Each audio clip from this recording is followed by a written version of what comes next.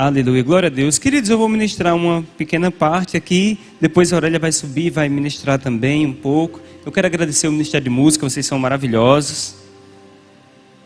Aleluia, que bênção. Você pode abrir a sua Bíblia comigo no livro de Efésios, no capítulo 2. Efésios capítulo 2. Alguém está na nossa igreja hoje pela primeira vez? Você está visitando aqui a família Verbo da Vida?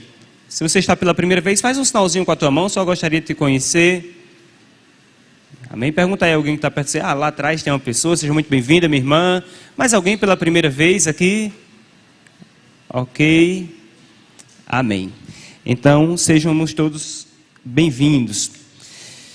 Queridos, a palavra faz que Deus, Ele faz o seu povo habitar em família. Amém? Ele faz o justo habitar em família. E eu quero ler aqui com vocês um texto que está em Efésios, no capítulo 2, a partir do versículo 13.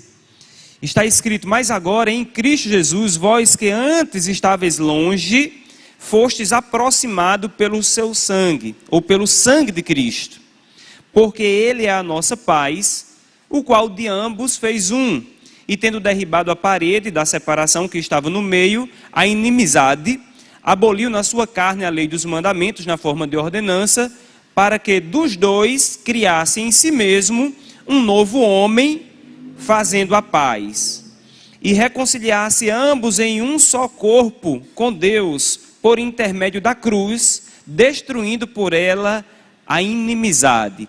Então, queridos, esse texto é um texto que está falando de Cristo. Ele é a nossa paz, Ele reconciliou ambos em um só corpo. Quem eram esses ambos? Quem eram esses dois que Cristo reconciliou em um só corpo? Alguém lembra? Só uma recapitulação, de repente você está aqui pela primeira vez e nunca me viu ensinando a respeito desse assunto. Ou está algumas vezes e nunca ouviu falar desse assunto.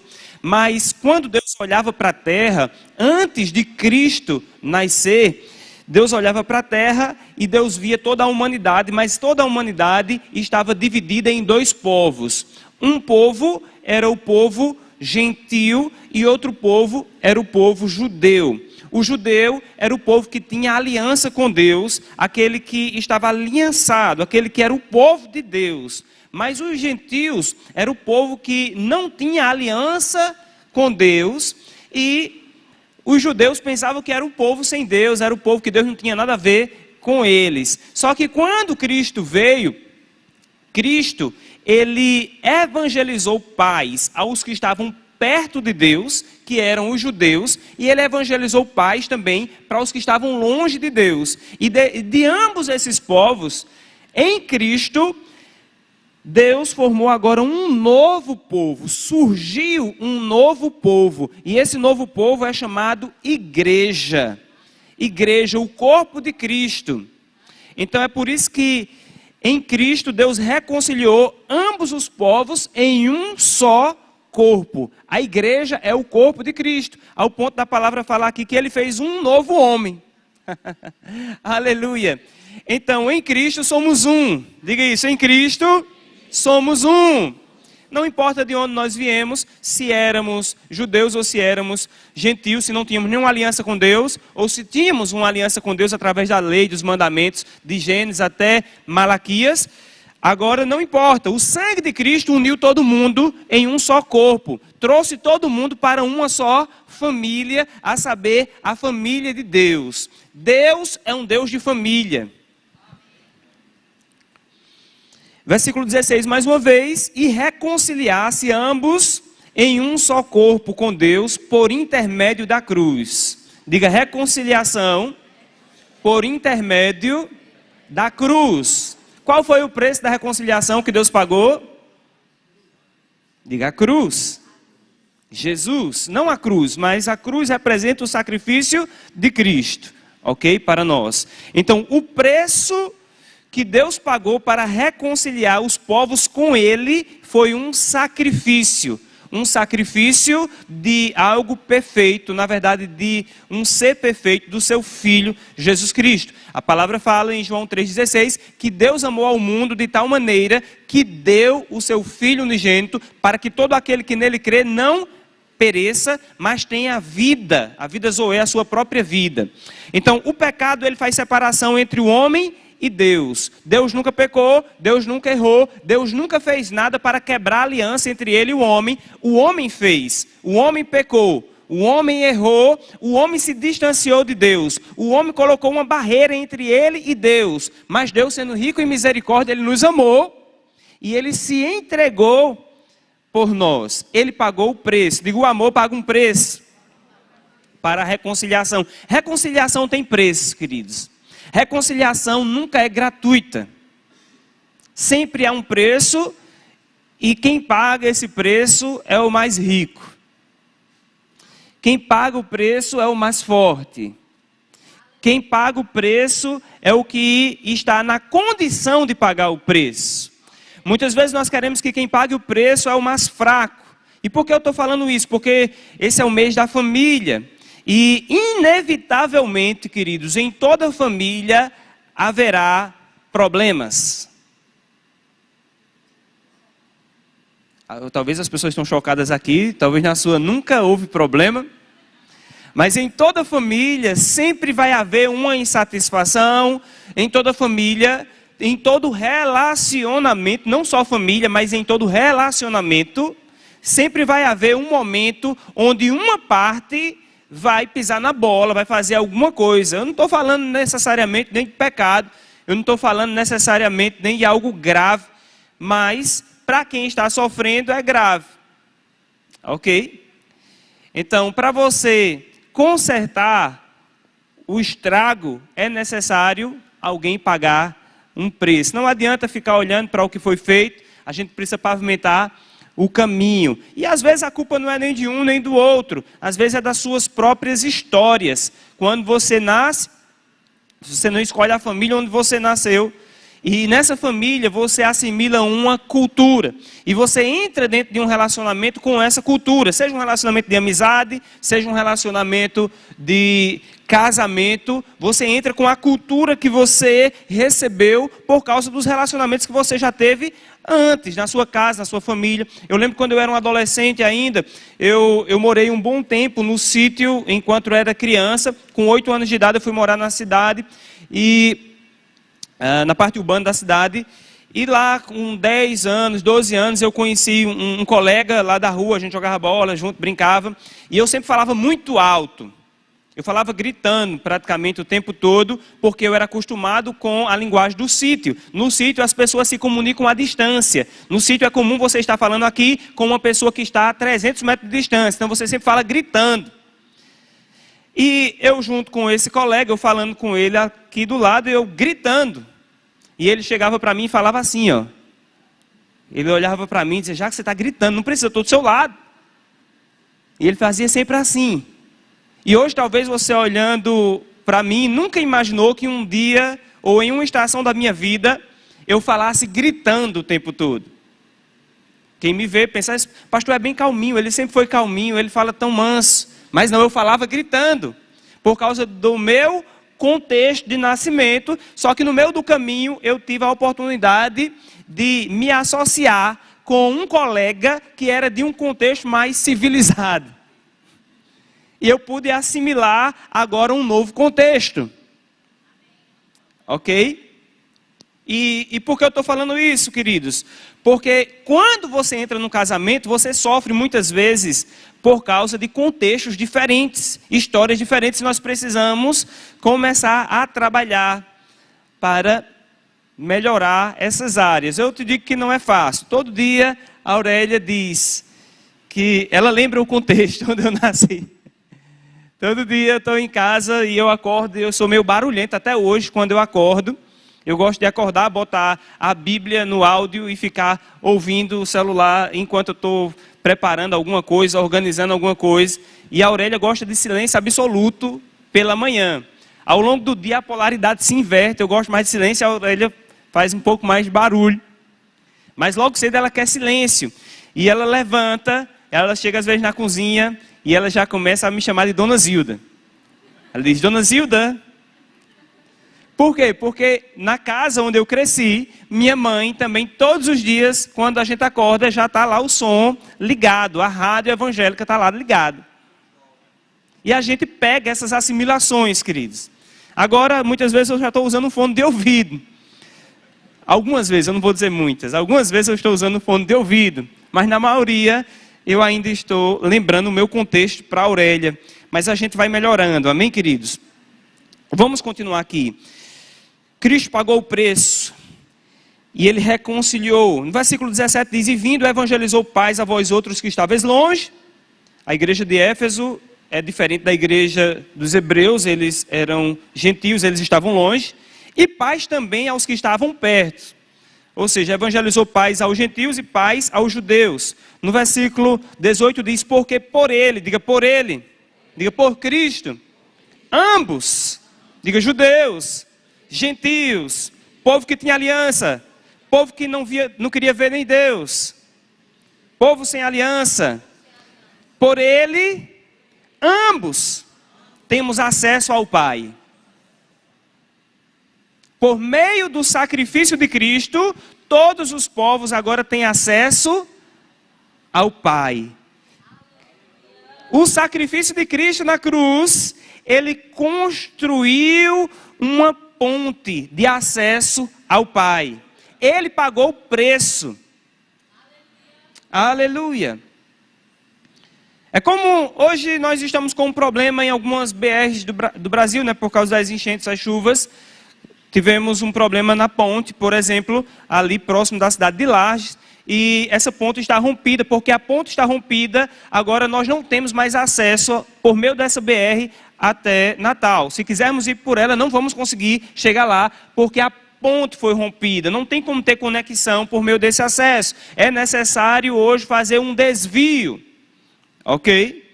Então, antes de Cristo, estava a ponte rompida e não existia desvio para ter acesso ao Pai. A única coisa que existia era a lei que como se fosse um voucher ali para um dia o povo ter acesso. Ok? Mas Cristo veio e sem dever nada, ele pagou o preço da ponte. Ele construiu a ponte. Ele morreu para que hoje nós pudéssemos ter acesso ao Pai e hoje habitar em família.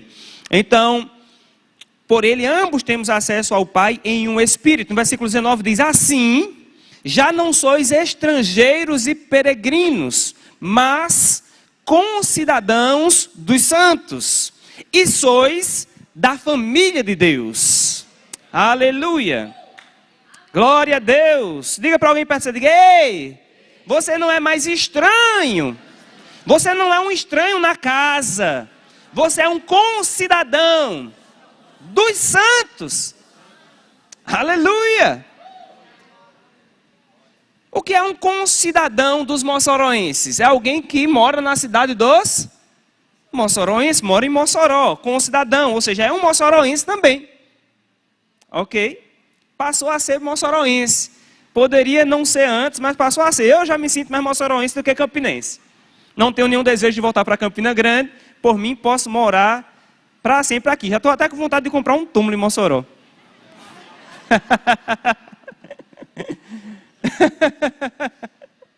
Estou falando sério. Se alguém vender túmulo aí, no final você já tem aí uma pessoa, um cliente.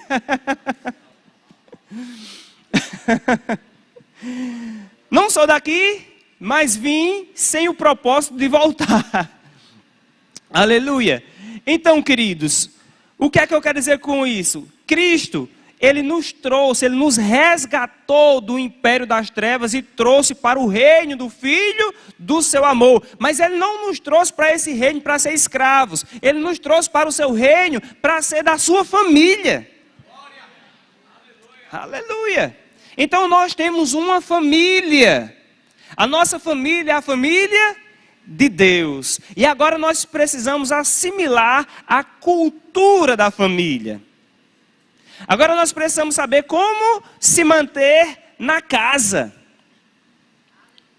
Qual é o comportamento da nossa família? Qual é o comportamento da nossa casa? Aleluia. Eu lembro que, acho que foi ano passado, meu filho Lucas, ele estava na escola e estava tendo uns probleminha de criança na escola. E teve uma menina que estava batendo nele, ele estava querendo bater de volta na menina. Na escola, ele 7 anos de idade. Não, 8 anos. E eu cheguei para ele e disse, olha Lucas, se essa menina for bater em você, você saia correndo. Não fique apanhando, mas também não bata de volta. Porque na nossa família, homem não bate em mulher. Em nenhuma família, homem deveria bater em mulher. Um homem bater em mulher é uma covardia. Se um homem quer bater em alguém, ele pode chamar aquele lutador, como é, Márcio Mossoró? Como é o nome dele? Não, me ajuda aí, pessoal, só eu. Leandro Igor? Pronto, Leandro Igor. Chama Leandro Igor, diz, Leandro Igor, estou querendo trocar uns soquinhos. Posso ser seu sparring um dia? Ele vai dizer, vamos lá, cara. Você está entendendo, queridos? Então, o homem não bate em mulher. Diga isso para algum homem aí, para você. Diga, homem não bate em mulher. Aleluia. Nem com uma flor. Homem não bate em mulher. Isso faz parte da cultura, queridos. A cultura do reino celestial. O homem, ele dá a vida pela esposa. Está comigo? Então, eu estou transmitindo a cultura para o meu filho através de uma linguagem oral, falando para ele qual é a cultura. E no reino de Deus, existe uma cultura celestial que nós precisamos absorver essa cultura. Eu lembro que um exemplo de um colega meu, é pastor, esse meu colega, eu não vou dar todos os detalhes, mas não é aqui, não é nem no Nordeste, ele é pastor em outra região. E ele contou certa vez que ele voltou para casa do seu pai, e quando ele voltou para casa do pai, ele já homem feito, já pastoreando e tudo, ele estava na sala da casa do pai, e ele tirou a camisa, ficou sem camisa lá na sala. Aí o pai dele chegou em casa, e viu sem camisa, aí o pai dele tirou a camisa e tirou a calça, e ficou na sala só de cueca. Aí o filho olhou para o pai e disse, o que é isso, papai? Ele disse, se você quer, filho, tirou a camisa na minha casa, eu posso tirar a calça. Você não é melhor do que eu. Ou seja, na cultura daquele pai, ele não admitia isso. Entendeu, queridos? Cada cultura é uma cultura. Existe uma cultura celestial. Hoje somos da família de Deus. E queremos permanecer nessa família para todo sempre. Uma coisa eu não quero ser da família do diabo. Alguém quer ser da família do diabo? Não levanta a mão, pelo amor de Deus.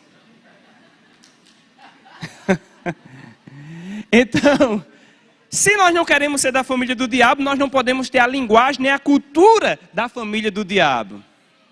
Ok, queridos? Então isso é muito importante. Eu quero ir com vocês lá para Salmos capítulo 112.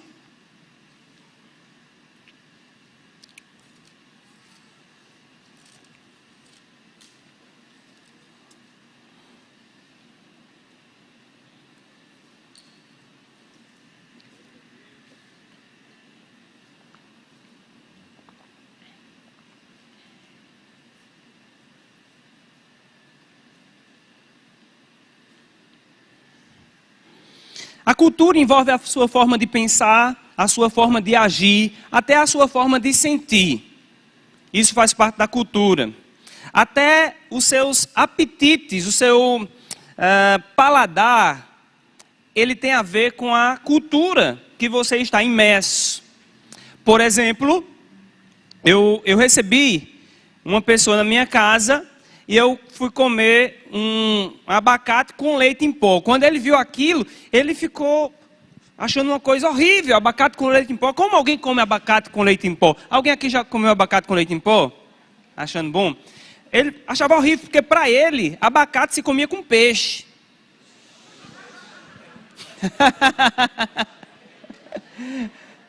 Na cultura dele, a cultura peruana, abacate se come com peixe.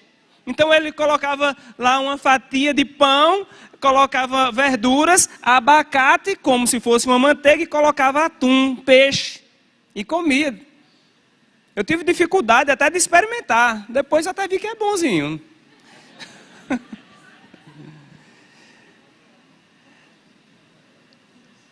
Versículo 1 aqui de Salmo 112 diz, aleluia, bem-aventurado o homem que teme ao Senhor e se compraz nos seus mandamentos. A sua descendência será poderosa na terra. Será abençoada a geração dos justos. Na sua casa há prosperidade e riqueza, e a sua justiça permanece para sempre. Ao justo nasce luz nas trevas, ele é benigno, misericordioso e justo. Aleluia. Versículo 7 diz: não se atemoriza de má notícia, o seu coração é firme, confiante no Senhor. O seu coração bem firmado não teme, até ver cumprido nos seus adversários o seu desejo.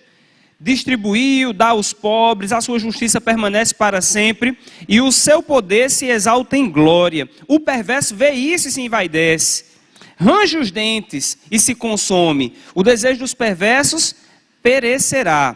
Então, observa, queridos, que aquele que teme ao Senhor, ele vai ter prazer. A palavra fala, ele se compraz nos seus mandamentos. Na cultura do Senhor, na cultura do reino de Deus, nós temos prazer, nós temos apetite pela palavra de Deus. Nós nascemos de novo em um reino que ama a palavra. Glória a Deus. Aqui no Nordeste a gente gosta de comer cuscuz. Muitas pessoas gostam de comer cuscuz no café da manhã. Isso é maravilhoso. Eu como cuscuz no café da manhã, não todos os dias, mas é interessante que houve um dia que eu fui para o Rio de Janeiro, e quando eu cheguei lá, estava num restaurante do hotel, e quando eu desci, eu olhei, tinha muitas coisas, mas não tinha cuscuz. Eu senti falta do cuscuz, mesmo naquele tempo, eu não estando comendo cuscuz sempre. Mas a cultura, ela fala mais forte quando você está em outro ambiente.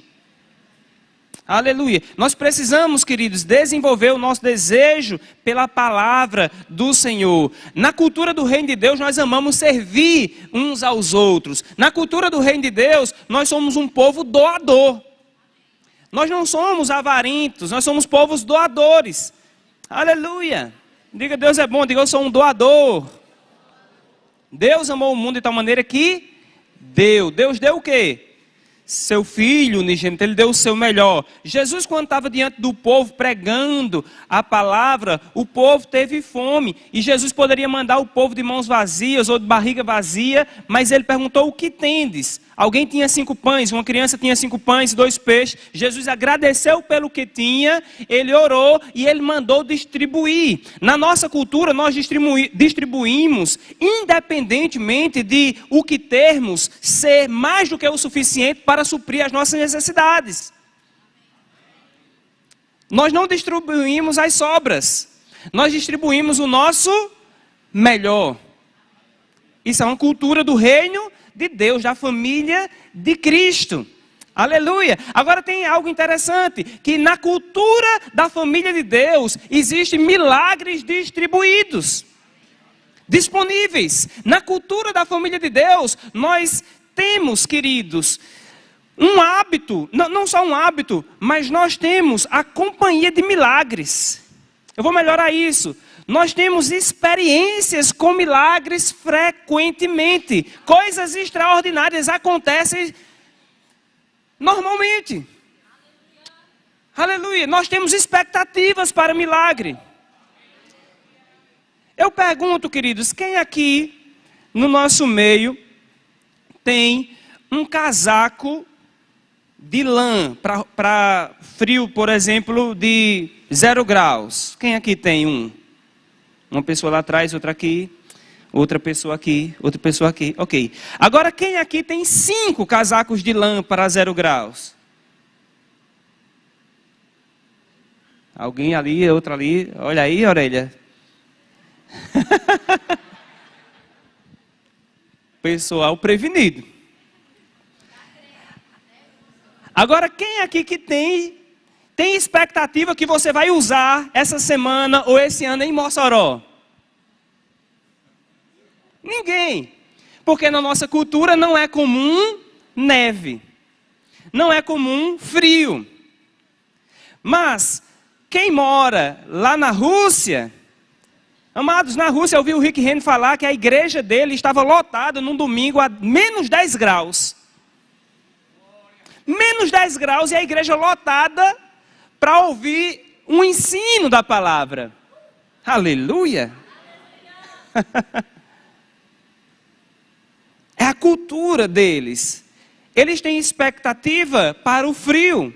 Então eles têm tudo preparado para o frio. Nos seus prédios tem sistema de calefação. Para quando está o frio, está tudo bem lá. Nós não temos expectativa para isso. Mas uma coisa que quem é da família de Deus tem expectativa é para milagres acontecer. A gente não controla o dia que vai nevar, mas a gente sabe, se estivermos naquele lugar, que a qualquer momento pode nevar. Nós não controlamos o momento que vai acontecer um milagre, mas a qualquer momento nós sabemos que um milagre pode acontecer. Agora não é um pode remoto, nós somos acostumados, queridos. Vivemos no reino de Deus. Nós somos acostumados com coisas extraordinárias acontecendo no nosso meio, na nossa família. Aleluia. Na nossa família existe conserto, existe reconciliação. E a gente precisa entender dessas coisas. Eu gostaria de ir com você lá para Deuteronômio, capítulo 6. Hoje pela manhã eu compartilhei um pouco, eu quero falar um pouco hoje à noite também, que a Aurélia falou que eu fui inspirada a falar isso hoje pela manhã. E a inspiração também é para a noite, amém?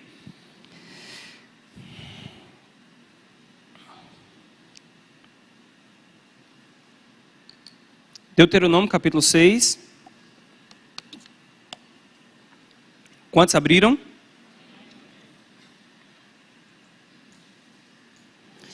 Vamos a partir do versículo 6. Vamos ler a partir do versículo 4, porque é tão maravilhoso esse versículo 4.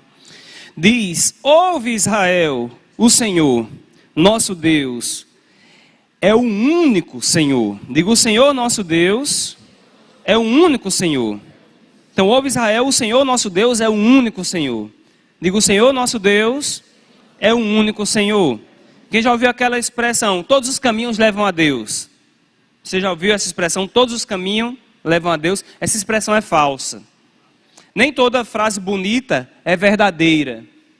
Jesus disse, eu sou o caminho, a verdade e a vida, e ninguém vem ao Pai senão por mim. O único caminho que leva a Deus é Jesus. Aleluia. Ele é o caminho, Ele é a verdade e Ele é a vida.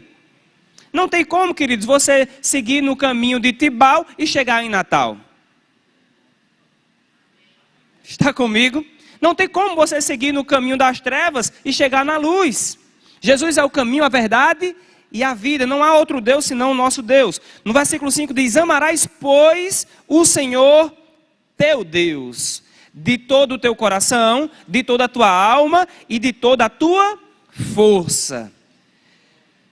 Com quanto amor eu tenho que amar o Senhor? Todo. Alguém pode perguntar a você, Deus tem um espaço no seu coração? Não responda rápido essa pergunta. Mas se eu te perguntar, Deus tem um espaço no seu coração? Qual seria a sua resposta? Alguém poderia dizer sim, parece uma boa resposta.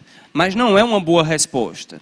Porque Deus, querido, Ele não é para ter um espaço no nosso coração. Deus é para ter o nosso coração. Não guarde um espaço para Deus no seu coração. Guarde o seu coração para Deus.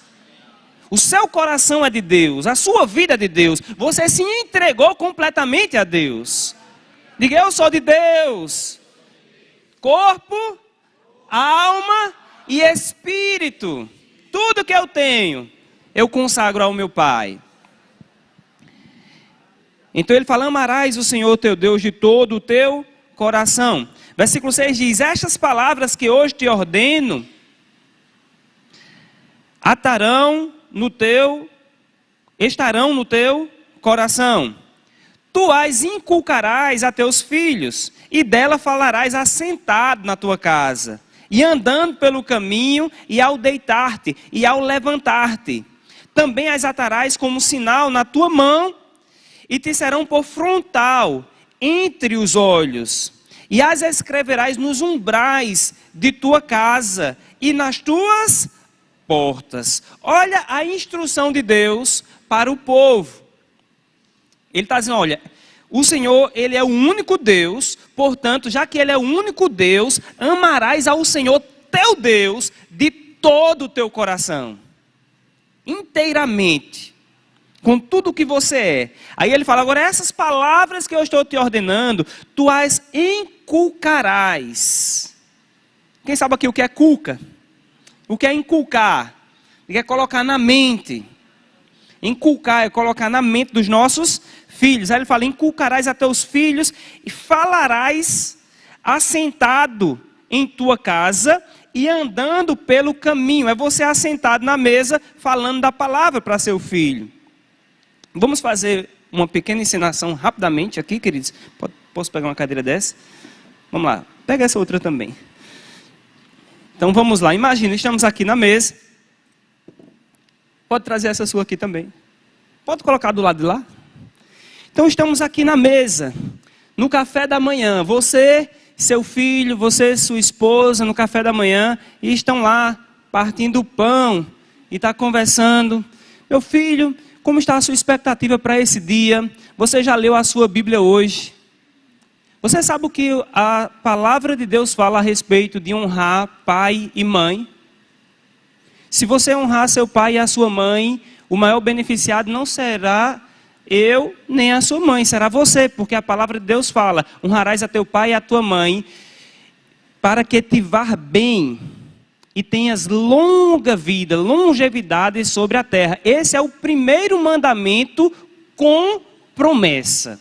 O primeiro mandamento que tem uma promessa da parte de Deus, para que você vá bem em todas as áreas, é honrar o seu pai e honrar a sua mãe. Nunca permita desonra para com o seu pai e para com a sua mãe, para o seu próprio bem.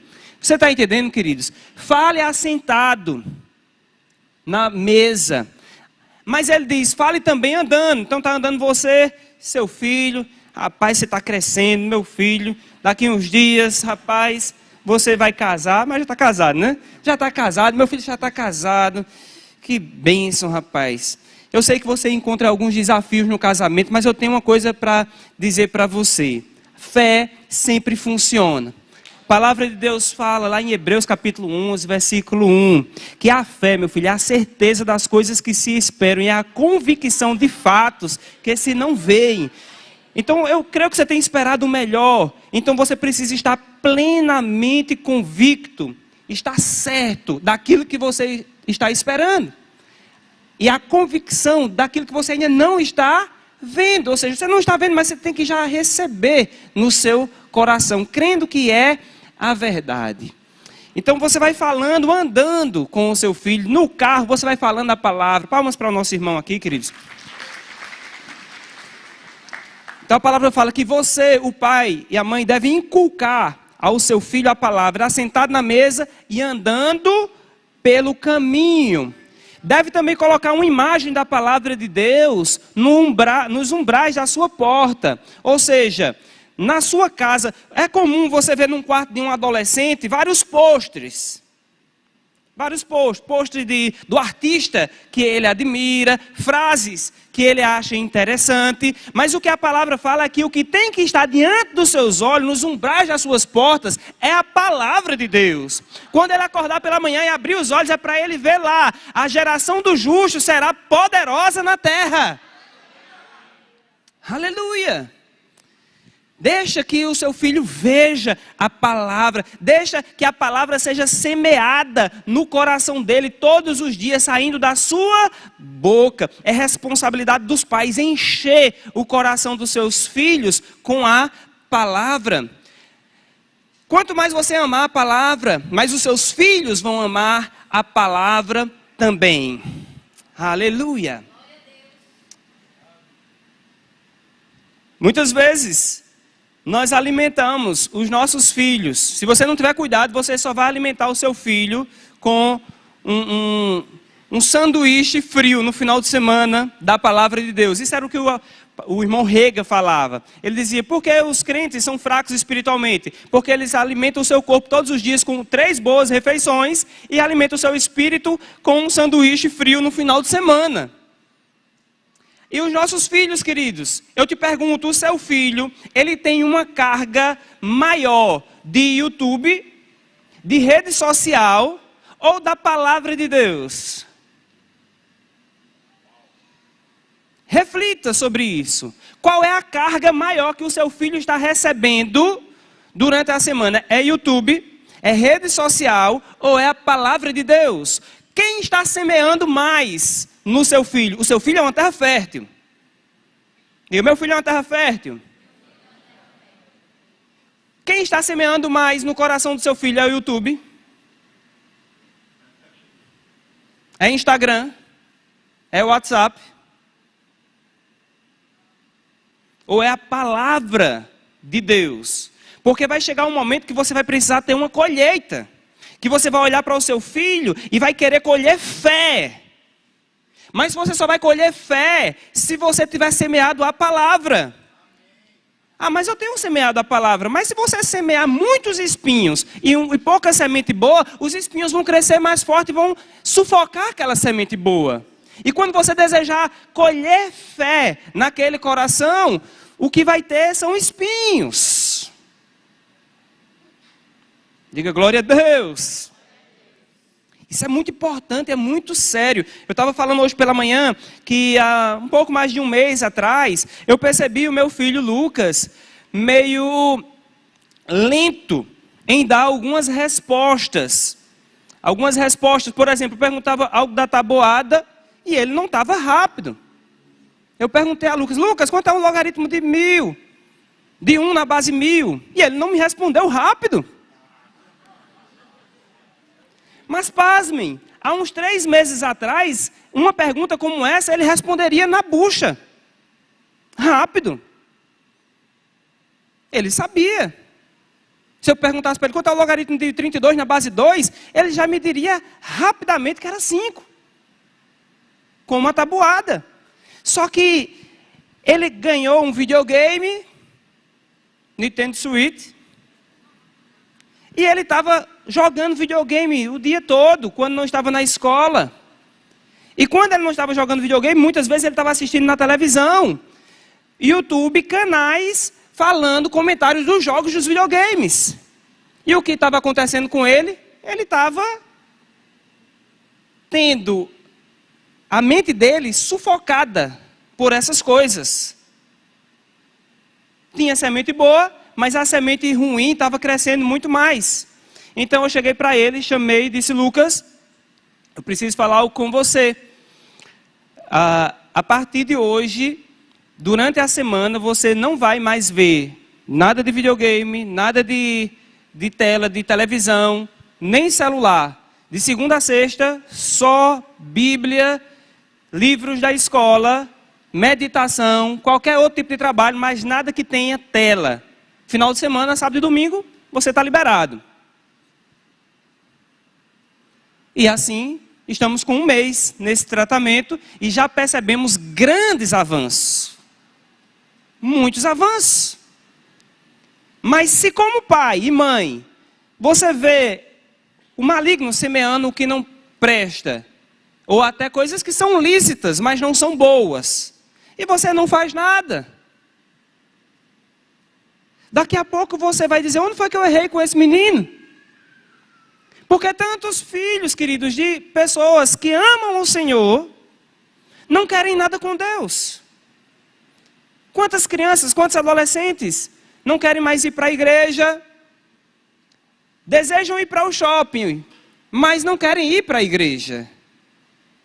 Porque para eles o shopping é mais interessante do que a igreja. Mas a igreja é muito mais interessante do que o shopping, não tem nem comparação. Eles amam filmes de ficção. Mas a igreja tem um sobrenatural de Deus. Inclusive pode operar na vida deles. Então a igreja, queridos, é para ser o lugar mais desejado dos jovens.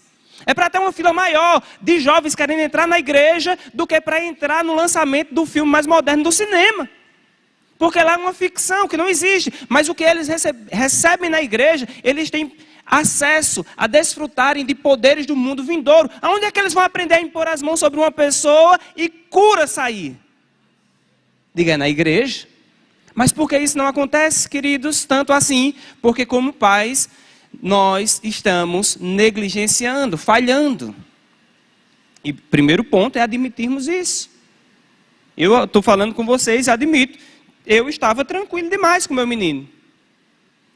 Mas quando eu percebi, opa, tem algo errado que não está certo.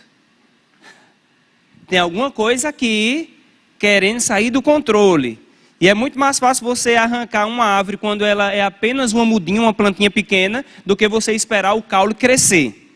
Você vai ter que pedir ajuda. Está comigo, queridos? Então isso é em todas as áreas do seu relacionamento. Eu queria colocar hoje, como pastor dessa igreja, se você reconhece a minha voz pastoral, atenta para o teu filho. Eu não quero dizer que você deve fazer na sua casa o que eu fiz na minha. Mas você tem que ter uma estratégia de Deus para fazer a palavra de Deus acontecer na sua casa. Por exemplo, pela manhã, nós temos uma regra na nossa casa para nosso filho Lucas. Nós dizemos: Lucas, você não pode comer nada de manhã antes de você comer a palavra. Ele não pode, pelo menos a regra é, você, antes de tomar café, você tem que ler a sua Bíblia. Aleluia. É muito rígido? Não é rígido, queridos. Isso é bom. Ele está crescendo. E ele lê a Bíblia dele, um versículo. Quanto tempo demora para ler um versículo? 1 minuto. Ele lê um versículo da Bíblia, ele pode meditar naquele versículo, depois ele vai ler a palavra. Agora, isso não pode ser uma coisa impositiva, assim, no sentido de massacrar, e nem fazer com que isso seja algo ruim. Se você amar a palavra, você só vai orientar o seu filho, e ele também vai amar a palavra. Ele também vai gostar da palavra. E daqui a pouco você vai ver que está crescendo nele a palavra. E ele, quando as pressões do mundo tentar sufocar, vai ter palavra no coração dele para sair. Aleluia. Diga: meu filho será uma geração poderosa nessa terra.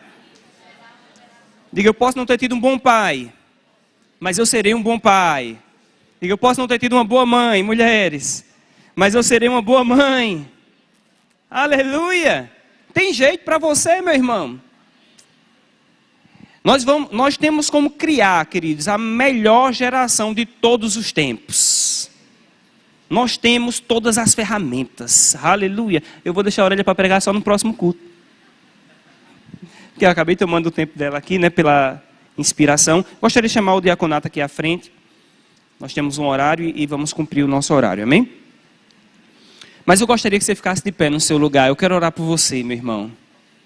Estamos no mês da família, estamos só começando. Temos muitos assuntos bons para compartilhar. Mas, queridos, talvez você pense: tudo o que vai ser ensinado sobre família nessa igreja, ao longo dessas 4 semanas, eu já sei. Cuidado com o eu já sei. Cuidado com eu já ouvi essa história. Existe algo sobre a palavra de Deus, que é a unção do Espírito Santo. A unção do Espírito Santo, queridos, ela vivifica a palavra. Existe algo novo para você hoje. Aleluia. E não caia na armadilha de pensar que essa palavra de hoje é uma mensagem para trazer algum tipo de condenação para você, de forma alguma.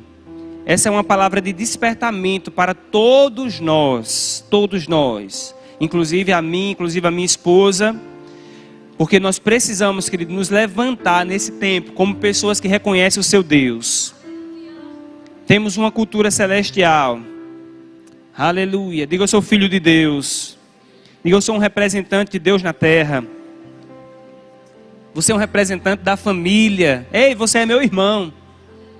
Aonde você chegar, você está me representando. Aonde eu chegar, eu estou te representando. Eu tenho um dever para com Deus, e eu tenho um dever também para com você. Eu tenho um dever para com você. Eu não posso representar mal você aonde eu chegar, porque eu sou seu irmão. Somos da família. Sabe de uma coisa, queridos? Eu já vi um irmão falar mal do seu irmão. Isso não deveria acontecer. Mas ele estava lá e ele falando mal do irmão. E de repente uma pessoa falou mal, concordou com ele, falando mal do irmão dele. E ele já se armou. Como assim você está falando mal do meu irmão? Eu sou irmão, posso falar dele, mas você não pode não. Você está entendendo, queridos? Sabe, queridos, nós na cultura celestial, nós aprendemos que nem nós devemos falar mal dos nossos irmãos. E nós também devemos ser guardiões da família. Guardiões da família de Deus. Guarde seu irmão em Cristo. Se você vê alguém atacando, falando mal, diga: ei, você está falando mal do meu irmão? Ele tem defeito, você também tem, eu também tenho. Aleluia, vamos avançar, vamos ajudar. Oh, aleluia. Vamos guardar uns aos outros. Vamos orar uns pelos outros. Vamos servir uns aos outros. No que depender de nós, vamos fazer o bem a todos. Vamos ter comunhão uns com os outros. E nós vamos desfrutar, queridos, do amor de Deus nesse tempo. A unção de Deus vai fluir da sua vida. Existe poder de Deus disponível para fluir da sua vida, para abençoar o seu irmão. Olhe para as suas mãos. Aleluia, olhe para as suas mãos. Eu digo pelo Espírito de Deus, essas mãos que você está olhando aí, são mãos que Deus quer usar. Deus quer usar essas mãos para curar enfermos. Deus quer usar essas mãos para prosperar pessoas. Deus quer enriquecer essas mãos para ser uma bênção aonde você chegar, para suprir necessidade de pessoas. Aleluia, para levantar o caído. A única coisa que Deus não vai fazer, que Ele não quer fazer com essa mão, é empurrar aquele que já está caindo. O diabo, ele quer usar a sua mão para empurrar, mas Deus quer usar para levantar. Aleluia, diga: mãos, se preparem. Vocês vão liberar cura sobre o enfermo. Vocês vão abençoar o necessitado. Vão levantar o caído. Vão socorrer o que precisa de socorro. Aleluia. Eu quero orar por vocês. Eu quero orar por aqueles que já são casados e têm filhos, mas também por aqueles que ainda não são casados, ou que são casados e ainda não têm filhos. Eu creio que pode ser que chegue crianças para você cuidar. Talvez sobrinhos também. Eu sou fruto, queridos, de uma tia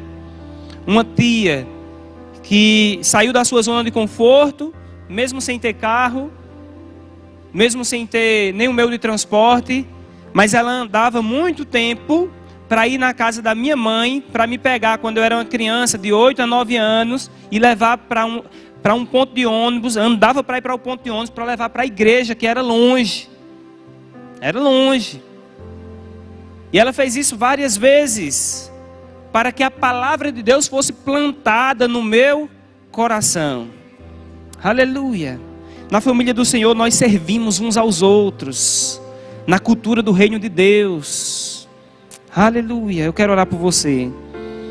Oh Pai querido e amado, eu te peço em nome de Jesus, um despertar nos nossos corações, Pai, para que, Senhor, cada pessoa que está aqui nesse lugar não volte para casa da mesma forma, mas que haja espaço no coração deles, Pai, para que a tua unção entre e ajuste tudo o que precisa de ajuste. Eu te peço em nome de Jesus a tua graça sobre a vida deles, a tua sabedoria para cada situação da casa, dos filhos. Eu oro pelos filhos que estão distantes, sendo reaproximados. Aqueles que estão na mesma casa, mas estão com o coração tão distante. Eu oro e te peço em nome de Jesus, Pai, a tua graça vindo sobre eles para reaproximar os corações. A tua habilidade sobrenatural, conselhos sábios e em amor. Em nome de Jesus. Não imposições, mas por meio do amor, Senhor, fluindo. O amor que é o vínculo da paz. Eu declaro em nome de Jesus a unção para consertar, para afirmar, para fortalecer as famílias, sendo estendidas sobre eles em nome de Jesus. Aonde for necessário pagar um preço pela reconciliação, Pai, em nome de Jesus, a disposição e a humildade para pagar o preço para reconciliações, em nome de Jesus. Perdões liberados, em nome de Jesus. Aleluia.